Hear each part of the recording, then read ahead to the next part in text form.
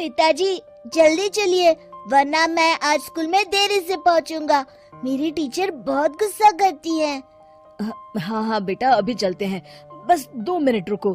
तभी रमेश की पत्नी कमरे से बाहर आती है और रमेश से कहती है, सुनिए जी, आज शाम को आप ऑफिस से जरा जल्दी घर आ जाइएगा। याद है ना, आज आपको मुझे शॉपिंग कराने के लिए लेकर जाना है। अरे भाग्यवान, इस महीने हाथ जरा तंग है। मेरी मानो तो शॉपिंग का विचार कुछ दिनों के लिए अपने दिमाग से निकाल ही दो। मैं तुम्हें अगले महीने पक्का शॉपिंग कराने ले जाऊंगा। अभी मुझे चलना चाहिए, वरना राजू को स्कूल पहुंचने में देर हो जाएगी। देखिए जी, अब आपके ये बहाने पुराने हो चुके हैं। मैं कुछ नहीं जानती। आज शाम को मुझे शॉपिंग करने जाना है, मतलब जाना है।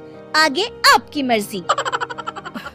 अच्छा ठीक है भाग्यवान, अब तुम पूरा घर सर पर मत उठाओ, मैं कुछ करता हूँ। इतना कहकर रमेश अपने बेटे राजू को लेकर वहाँ से चला जाता है। घर से निकलने के लिए रमेश जैसे ही अपनी मोटरसाइकिल शुरू करता है, तभी उसकी माँ उसे आवाज देकर कहती है, अरे रमेश, आज शाम को मुझे कुछ पैसे दे देना। याद है ना, मैंने तुझसे कहा था कि मुझे मंदिर में चढ़ावा चढ़ाना है।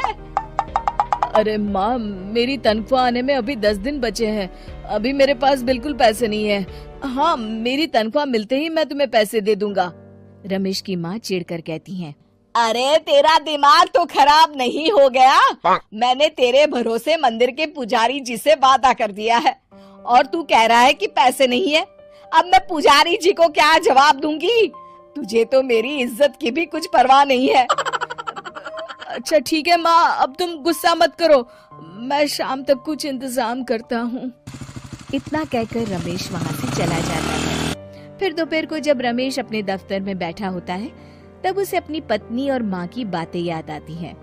रमेश अपने दफ्तर के एक साथी मोहन से कुछ रुपए उधार मांगता है।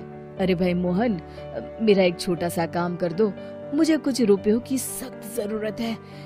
मुझे कुछ दिनों के लिए क्या तुम रुपए उधार दे सकते हो? अरे रमेश भाई, मैं तुम्हें पैसे उधार तो दे सकता हूँ, लेकिन मुझे वक्त पर पैसे लौटा देना। वैसे भी मेरा मानना है कि दोस्ती यारी में कभी पैसों का व्यवहार नहीं करना चाहिए। ये कहावत तो तुमने सुनी ही होगी कि उधार प्रेम की कैंची है। मैं नहीं चाहता कि पैसों को लेकर हमारा रिश्ता खराब हो। अरे मोहन, तुम बिल्कुल चिंता मत करो, मैं तुम्हारे पैसे वक्त पर लौटा दूंगा। फिर मोहन रमेश को पैसे दे देता है। शाम को घर आकर रमेश कुछ पैसे अपनी माँ को देता है और साथ ही अपनी पत्नी को भी शॉपिंग कराने बाजार लेकर जाता है। रमेश की पत्नी और उसकी माँ का स्वभाव जरूरत से ज्यादा खर्चीला होने के कारण दोनों हमेशा बेवजह पैसे खर्च करती हैं। फिर एक दिन, सुनिए जी, अगले हफ्ते हमने छुट्टियों में कहीं बाहर जाने का प्लान बनाया था। आपने पैसों का इंतजाम कर लिया ना? अरे अभी कहाँ, अभी तो मेरे पास बिल्कुल पैसे नहीं है, हम कभी और चले जाएंगे। देखिए जी, मैंने सभी सहेलियों से कह दिया है कि मैं बाहर घूमने जा रही हूँ। अगर मैं नहीं गई तो सब मुझ पर हंसेंगी। आप कहीं से भी पैसों का इंतजाम कीजिए जी। इतना कहकर रमेश की पत्नी वहाँ से चली जाती है।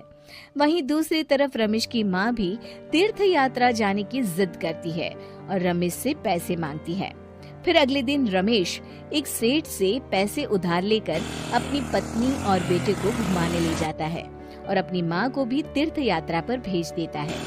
लेकिन जैसे ही रमेश अपनी छुट्टियाँ बिताकर वापस आता है, कर्जदार उसका जीना मुश्किल कर देते हैं।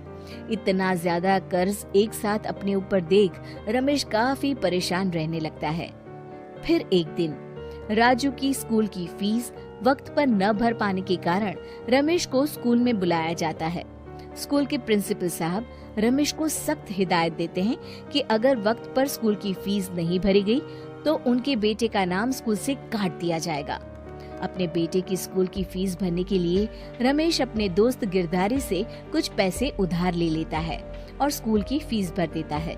रमेश की माँ और उसकी पत्नी खर्चे और घर की जिम्मेदारी संभालते संभालते धीरे धीरे रमेश पूरी तरह कर्ज में डूब जाता है और तभी एक दिन दफ्तर में काम करते समय रमेश की तबीयत अचानक बिगड़ जाती है और वो बेहोश होकर गिर पड़ता है। उसे जल्दी से पास के एक अस्पताल में भर्ती कराया जाता है। रमेश के घर वालों को ये बात पता चल जाती है तो वे सभी अस्पताल पहुंचते हैं। अस्पताल के डॉक्टर साहब उन्हें बताते हैं, देखिए, देर रात तक जागने और जरूरत से ज्यादा काम करने की वजह से इन्हें चक्कर आ गया था। बेहतर यही होगा कि इन्हें कुछ दिनों के लिए पूरी तरह आराम करने दिया जाए। रमेश की हालत देखकर उसके बेटे राजू को बहुत गुस्सा आता है और वो अपनी दादी और माँ से कहता है, माँ, दादी, मैं इतना छोटा हूँ, फिर भी मैं इतना समझता हूँ कि पिताजी दिन रात दफ्तर में काम करके पैसे कमाते हैं। पिताजी अकेला पूरा घर संभालते हैं और आप दोनों अपने फिजूल के खर्चों के लिए उन पर दबाव डालते रहते हैं। आज पिताजी की हालत के जिम्मेदार तो आप दोनों हैं। राजू की समझदारी भरी बातें सुनकर रमेश की माँ और पत्नी को अपनी गलती का एहसास होता है और दोनों की आंखों में आंसू आ जाते हैं। फिर कुछ दिनों के बाद रमेश की तबीयत एकदम अच्छी हो जाती है और वो पहले की तरह अपने काम पर जाने लगता है। रमेश की माँ और पत्नी अब उसे किसी प्रकार की कोई तकलीफ नहीं देते और ना ही उससे किसी चीज की मांग करते हैं। फिर देखते ही देखते रमेश अपने कर्ज के सारे पैसे चुका देता है। उसकी जिंदगी पहले की तरह अच्छी हो जाती है और वो अपने परिवार के साथ खुशी खुशी रहने लगता है। शिक्षा, हमारे रिश्ते एक तराजू की तरह होते हैं जिसकी दोनों ओर जिम्मेदारी और समझदारी का वजन बराबर होना चाहिए।